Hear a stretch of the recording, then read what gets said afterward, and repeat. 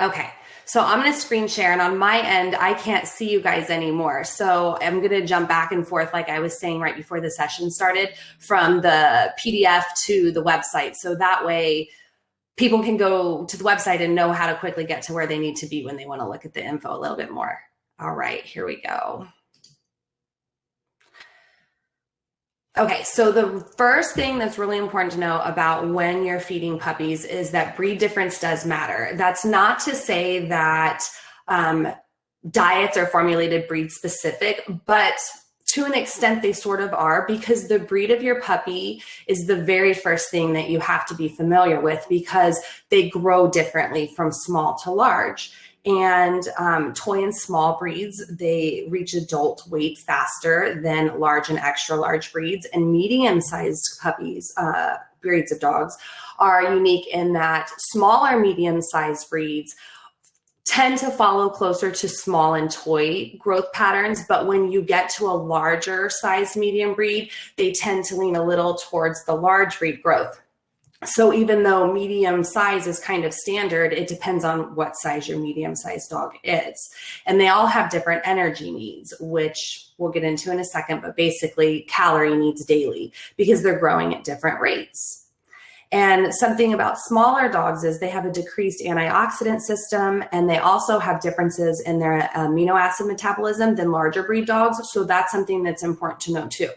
And I just want to say before we get too far into it that it can be a little scary to feed puppies, especially when you have all kinds of numbers coming at you and all of these really important nutrients that you need to make sure you're giving.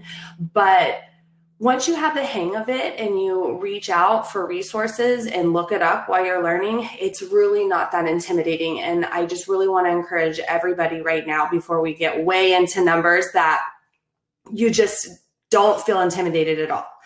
Okay, so oh, I lost my audio. There we go. Okay, so you want optimal growth and not maximum growth, because you want to protect the skeleton of the growing puppy.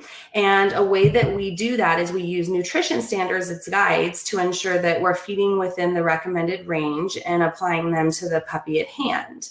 And when we're moving through growth stage, the minimum proportion of energy that should be supplied by protein for large and extra large breed dogs is lower than the recommended percentage for smaller breed dogs. So that's another difference that's important to pay attention to when we're feeding them, because the different sizes need different things. So we wouldn't want to feed them all the same way.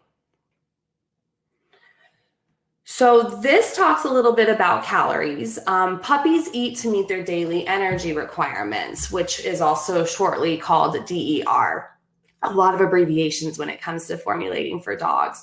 So the daily energy requirements factors in the puppy's growth energy needs and their maintenance energy needs, because they need energy to maintain their life and their activities, but they also need extra energy because they're growing like crazy. And the segment of energy needed for maintenance, it increases as the puppy grows, and the part they need for growth decreases, because once they pass rapid growth stage, that begins to slow down. So their calories begin to drop. When you're feeding puppies, they eat so much. And as they get older, that does decrease down. So this just kind of gets into what a calorie is. And I want to jump over to the website real quick. And let's see. Here we go. So this one on the website is under a tab called Feeding Puppies for Proper Growth. And you can click right to where you want to be. You don't have to scroll forever to get the section that you want. These are all clickable. And it starts right off with how we want to feed them, which is per unit of energy. And it talks about their DER, and then it gets into different phases of growth stage. Even though we call puppyhood a blanket of growth stage, there's actually different phases involved. And that's how you decide how much to feed your puppy. All right. So the next couple of slides are a little heavy in content, but I'm just going to chat through them. I put this on here so that way if people wanted to take screenshots, they had it, but this info is also over on the website. So here's where we really get into the differences. Smaller breeds tend to reach the end of their rapid growth phase around 3 to 4 months old. And then medium breeds, like I was saying, some of them, if they're smaller, then they tend to mirror the smaller breed puppies, and they reach the end of their rapid growth phase at 3 to 4 months old as well. But larger breeds, they grow a lot and super fast for a little bit longer. Generally around 5 months is when they begin to slow down. And same thing with extra large breeds. During the first 6 months of life is when they're doing the most growing. And typically we bring puppies into our homes around 8 weeks old, and they are really growing fast. And this one gets into the difference. So when a puppy reaches its adult weight, it is not an adult. It actually stays a puppy for a lot longer. And that's why it's important to feed puppies as puppies. So smaller breeds, you'll notice, even though they probably reach their adult weight at about 3 to 4 months old, they stopped growing super fast at 3 to 4 months old. They reached their adult weight at 9 to 10 months old. So they grew fast for the first few months, and then that slowed down, and then they continued to gain weight for another few months. And then that tends to stabilize out, and then they reach adulthood at 9 to 12 months old. So the reason why there's windows is because, again, like I was saying with the medium breeds, the smaller the puppy, then the sooner it's going to reach its adult weight, and the sooner it's going to reach its adulthood. But something that's important to remember is just because it's gained its weight doesn't mean that the bones are finished closing. There's different times in a puppy's life when different parts close and fuse. And so that's also why people tend to not breed until well after a puppy is grown and has been an adult for a few months, because their bones are still growing. So if you think about it, just because a puppy reaches its adult weight at 9 months old, it's still a baby. So anyway, the larger breeds, they tend to reach adult weight around 11 to 15 months old, and then they are adults at 18 to 24 months old. And our extra large breeds take even longer. So even though typically they will reach their adult weight around the same time as a large breed, they will be puppies for a long time. The bigger the dog, the longer they're a puppy. So if you have a giant dog, then you sometimes can have a puppy till after they're 2 years old, sometimes almost 3 years old. And over here, there's a section. Let me find where it's at. I believe it's this one. Yeah. So on this same tab, this one here is caloric feeding for puppies. If you want to learn more about your particular breed class size, you can come here and it will talk about in depth what I'm touching on, how they grow, the information for your particular puppy, and the weight ranges that are used to class your size. So we have all of that that's in here. And this is super important. You do not want to feed a puppy as an adult before it's an adult. At the end, so you feed for rapid growth, and then that slows down and you continue to feed them for growth. And then once they reach adult weight, you feed them what I call puppy maintenance. And so you are feeding them as a puppy, ensuring that they are getting what they need for their higher energy needs and the higher nutrient needs, but you're no longer feeding them to grow, because you don't want them to continue gaining weight because it's bad for the skeleton. So in puppy maintenance, you're feeding them at a higher amount, which I'm going to touch on in just a minute. But again, you're not feeding them to grow, and you don't want to offer them an adult diet, because an adult diet is not appropriate because it lacks some of the things that puppies still need a higher amount of. So it's really important to feed a puppy as a puppy until they are an adult. So that is where knowing your breed, or if you have mixed breeds, knowing your mix of breeds comes into play, because then you can learn about how to best feed your mix or your purebred.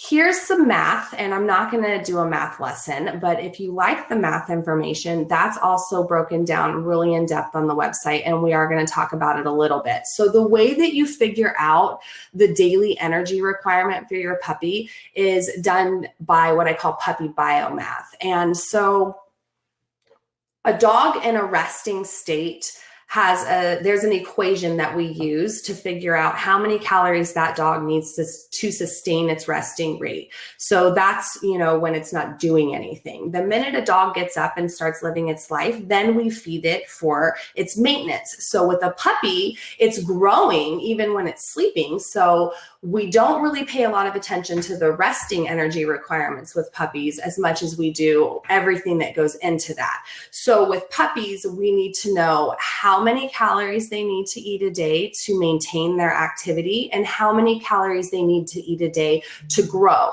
And so once you establish how many they need to eat to maintain life, then we do what we call an adjustment, and we apply a math factor that adds additional calories for us so that they can grow.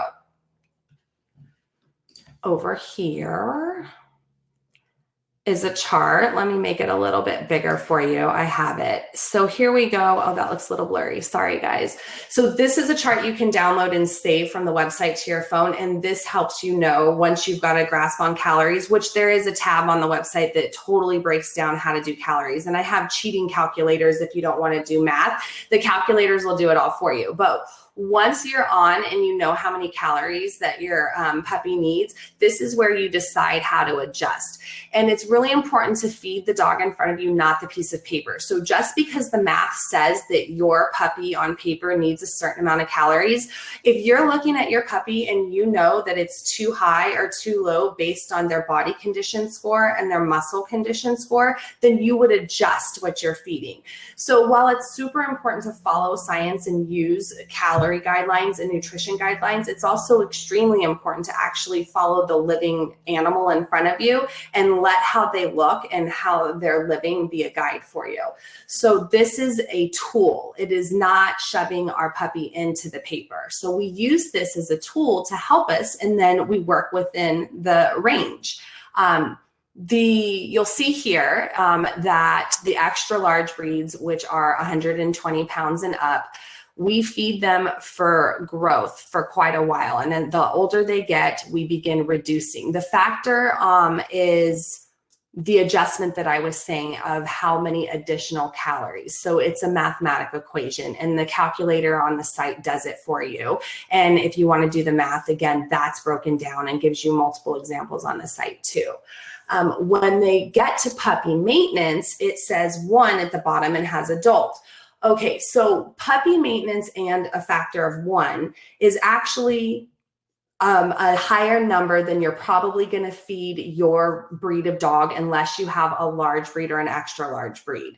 Energy factors are what these numbers represent. So puppies have a maintenance energy factor of 130. So we're feeding puppies at 130 until they actually reach adulthood. So if your small breed puppy gained its weight and it's maintaining its adult weight at the, let's say, 9-month mark, then you're going to still feed it at a higher energy factor until it's an adult. And at that time, you're going to then assess, okay, how is my now young adult dog living? Is it a couch potato? Is it active? And then you go and you apply the correct adjustment factor for its new adult lifestyle. So all of them continue to be fed, as you see at the last stage, and then you drop down to what they will be fed as an adult. So there's multiple guidelines out there. For raw fed and cooked diets, we don't want to use AFCO or FEDIAF. We want to use NRC. And this is a nutrition guideline that was established a long time ago, and they do revisions every several years. The last revised was back in 2006. And it's a large book that completely covers nutrition for cats and dogs. And this is the guide that we want to follow when we're feeding puppies, because it has established through studies on animals, they did animal trials throughout the decades, what seems to be the minimum that can be fed for them to thrive, and then the recommended. And then on some nutrients, there's also a safe upper limit.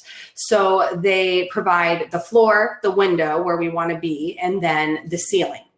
And some people will formulate diets well above RA, which is the recommended allowance, but it's important to remember that's not your floor. Your floor is the minimum, and the recommended is where you want to be. Puppies have particular needs when it comes to calcium and phosphorus, and so their recommended calcium intake per 1,000 calories is 3 grams. So if that's recommended, because we know that they shouldn't have less and they shouldn't have more, then we wouldn't want to pad 200% on top of the 3Gs, because then we have too much calcium coming in, and the larger dogs cannot have that upshoot of calcium. So it's important to stay within your RA when you're feeding the puppies, so that way you are not giving too much or too little. Now, smaller breeds of puppies are going to be okay if you were a little lower than the recommended allowance, in the middle of adequate and recommended. But again, that's going to be something that is decided on the puppy at hand. Even though there are guidelines in place that we follow, we have to apply them, like I said, to the actual real life puppy. So this is another section that gets a little heavy, but pretty much macros, like with humans, you have macros that provide energy, and then you have macronutrients that don't. And the macronutrients that we pay attention to that provide energy are protein, fats, and carbs. And water is very important for life, and vitamins and macro minerals and micro minerals are too, but those don't provide energy. So when you build a diet, the first thing you want to do is you want to establish by your breed size how many calories they need a day to grow. And then you need to decide what those calories need to be made up of. And here is where you do that. And the way that we feed puppies is by energy density, so metabolizable energy. And the way that we determine how much to feed them for the metabolizable energy is based on the energy density that goes into their bowl, because all food is different in what values it offers. So chicken, beef, and pork, those all offer different values. And so it's important to build a diet that is energy dense so that you don't have to feed a large volume, but you're bringing in a very valuable amount of nutrition. That gets very important when you're feeding larger dogs. Not so much the amount, but the protein to energy percentage, pretty much. It's more of using the guidelines with the bigger puppies as a tool, but not, okay, it has to have this many, because sometimes the paper will say that you need to feed a big dog more than the big dog needs to eat. So when you're building your diet, you want to make sure that you have a good amount of protein coming in, but not too much. And there's guidelines and the info's on the site that gives you those numbers. And then your fat, because they get the most energy from the fat. And then you do get carbs if you're feeding vegetables or anything that is not a meat or an organ. And carbs are not a requirement. So dogs don't require carbs. I'm just going to talk about that for just a brief minute, because we could talk about dogs and carbs forever. But I think carbs are misunderstood because people think carbs have to be starch, and that's not true. I build diets every day that come in with about a 5 to 6% of the caloric makeup that are carbs, and I do not build with starch. So you can get them from vegetables, you can get them from fruits. Anything that is not a meat or an organ is going to bring in carbs. So it's inorganic matter, and then you have organic matter, and then they're two totally different things, but they both go into the carb makeup, and it's just what kind of carb they are. And then grains too. Grains bring in carbs. Dogs don't need that, but some dogs do well with it. So it's okay if you bring in a carb percentage for your puppy, but you do not want that to be starch. And you do want to feed fiber, but you don't want to overfeed fiber. So we'll talk about fiber a little bit too. So that's important. There's 2 kinds of fiber, and I won't read the slide to you, but they do 2 different things. And there's foods that are healthy. They're loaded in both. So there's some that offer both soluble and insoluble fiber. And those are the ones that we want to reach for, because then we're getting the benefit of feeding less and we're getting the benefit of both types of fiber. So then you're not feeding in abundance and having a puppy with the runs or a puppy with too bulky of stool. So when you reach for foods that contain a good amount of both, you're able to feed less fiber. And something about fiber as well is if you feed too much of it or you don't properly prepare the fiber, then it can grab onto other nutrients and it will impact their ability to be absorbed. Now, that doesn't mean if you put 2 spoonfuls in, that's going to happen in a day and your puppy's going to be deficient. But if you were feeding gobs and gobs of fiber, then it will have an effect on their ability to get the nutrients they need from the other foods that they're eating.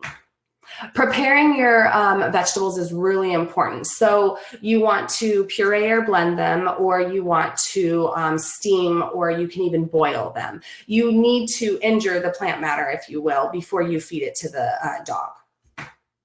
And this is because it's hard on the system, and if you don't do that, then you'll pretty much notice that it's going to come out the other end the same way that it went in, because they can't break it down. It's also really important to give puppies gut support. So that doesn't always mean just a probiotic. You actually, with this as well, want to give something that offers both prebiotic and probiotic, and that's a synbiotic, not a symbiotic, but a synbiotic. And that's because it's working with this synergistic manner. So here I talk about the carbs a little bit more. The prebiotic fiber is important. So that's going to go into a carb count as well, because you're feeding the prebiotic fiber. You can get a good pre and probiotic from fermenting vegetables, which is a really great way to prep them for your puppy. And you can also buy products online that are canine specific that contain prebiotic. When you're looking for a probiotic product, even though generally they're marketed as all probiotic, you want an ingredient, typically the first one, to be a prebiotic, because you need the two. The probiotic needs the prebiotic to work. All right, now I want to just go over and touch a little bit more on things that puppies need. So things that puppies need are, okay, things that, let's do this. I wanted to talk about ratios, so we got a few more minutes. So the reason ratio diets aren't appropriate for puppies is because we cannot control an exact amount of the nutrients going in if we are doing ratio feeding, because it's an estimate, it's a percentage. And so that does not account for its iodine need. Puppies need iodine. What brings iodine? Seafood brings iodine. Sea vegetables like kelp, you want to feed kelp. If you're feeding seafood, which why would you feed seafood? So seafood, blue mussels are fed for manganese and oysters are fed for zinc. So if you're feeding those two to fill your manganese and zinc requirements, then you're also helping to meet the iodine. So you have iodine coming in from there, and then you can bring it in additionally with kelp. And another thing is, depending on the kind of eggs you feed, because some eggs will contain iodine, you can be getting iodine from the eggs as well. So iodine is something that a ratio diet doesn't account for, and it's something that puppies need. All dogs need it because it works with the thyroid gland. Vitamin D. So vitamin D is important, and fish is a primary way to bring that in. And fish also provides the omega-3. So that's another win. If you're feeding salmon or you're feeding mackerel or herring, then you're going to get a good amount of vitamin D. I like to feed salmon or mackerel. Those it's a double win. You get a great omega-3, and then you get the vitamin D3. And there's 2 different types of vitamin D, and I go into that on the website too, so you can learn about those there. Vitamin E is something else that we have to give puppies, and that is typically low in a ratio diet. And you can do that in a natural way by feeding natural vitamin E. You can do it in liquid drops. You can do it in a soft gel cap. You want the natural option of vitamin E, not the synthetic, because the synthetic just is not as bioavailable. How else you can give gut support is you can do fermented goat milk, which is kefir, which I love to make. If you make it at home, it's going to be a lot more potent than if you buy it in the store, because at home it hasn't been mass manufactured and it doesn't have to pass anything to be bottled and set in a commercial setting. But if you buy it at the store, you're still going to get a benefit. It's just keep in mind that homemade kefir fermented milk is going to be stronger, more powerful. Slippery elm bark is a really great one. I recommend that. That helps a lot. You only need to give it once a day. You don't have to give it every time you feed, because it stays in the system for I think 12 hours. I think it's 12 hours. So you can just give it in the morning, and then that sets the puppy up for the day of success. And was there anything else? I think that was it. What time is it? Oh my gosh, we're close. Okay, I'm gonna stop sharing and then come over here so that way we can chat. Okay, so I think I'm done. Anybody have any questions? I ran through everything really quick because we only had 30 minutes. Yes, I think they've basically absorbed all the information. I haven't had any questions coming through. So does anyone have any questions to ask Amy? Oh, okay, yeah, I've just got one from Kelly. She says, how about a puppy with a compromised immune system? Okay, so what specifically, as far as formulating the diet or things that you can give the puppy? What kind of immune issue? Kelly, can you diet, and she says a diet and additional. Okay, so for puppies or any dogs with a compromised immune system, it's important to know what the immune problem is, and you put together a diet very specific. We call it a therapeutic diet. You do a therapeutic diet with a restorative protocol, unless it's something that you cannot restore because it's a long-term condition, and then we go into managed care. Sometimes that involves cooking for the puppy because that's easier on the system. And if a puppy is on medication, then oftentimes I say, hey, you know, why don't we cook for the puppy for a while? Fermenting is really great. Fermenting vegetables, fermenting the milk. It's not a histamine that you have to be scared of. You do want to make sure it's not going to interact with any meds or anything, though. So it's important to check everything out with your vet. And if your vet, if you have a vet and a nutritionist, then it's really important to connect the two, because then they can work seamlessly for you. Great. Yeah, there's another one. She said it's for pups that have hookworms. So that's from Kelly as well. Seems that there are a lot of allergies. Okay, so for that, you probably, well, you have to deworm. And with that, I mean, I'm integrative, I'm super holistic, but with that, you have to deworm, you have to get the meds. And so you need to deworm the puppy and then stabilize the puppy. And then, yeah, you would probably want to cook for the puppy for a while. And then once you made sure that the puppy was, you know, feeling better and back to optimal health, then if you wanted to go raw, then go raw. Now you don't have to feed cooked, but it's just easier on the puppy's system. Okay, she's just said, yes, I worm with meds and daily ground pumpkin seeds. She said she's been feeding the puppy that. There's another one. Yes, someone else has also agreed and said that fermented vegetables has helped with their pet's compromised immune system. And then Kelly again has asked, would cooking be better than raw at this point? So just going back to her puppy, with the worms, yes. It's hard to say without knowing the exact details of the puppy, so I wouldn't be able to commit to what would be best because I don't know the details and I haven't seen any medical records. But yeah. Generally speaking, if it's compromised and it's something that we're working to restore, then generally cooked. But again, I don't want to commit because I don't know the puppy. Sorry. Yeah, no, totally understandable. Anyone else? I can see another comment on here which says, how many times should I be feeding my 9-week-old pup? What kind of puppy is it? Good question. Sarah, what kind of puppy is it? Let's have a look. Usually, no matter the breed size, at 9 weeks, we want to be feeding about 4 to 5 times a day. But if it's an extremely small, like a teacup, sometimes you want to even feed about 6 to 7 times because they have really tiny tummies. Oh yeah, Chihuahua mix. So I would Yeah, say a Chihuahua probably mix. 5 to 6 times. Yeah. And if you notice any kind of acid reflux or anything, then I would make them even smaller meals. Okay, perfect. Yeah. Yeah, she says the vet said 1 teaspoon. Is Yeah. that? So if you do the math for the day of how much it eats, that's what it breaks down to. You're literally just spoon feeding about 5 to 6 times a day. Yeah, great. I've also had a message from somewhere on here from Andy Brown, one of our speakers that will be coming up. I'm excited to sit on that session. Yeah, I know, I am as well.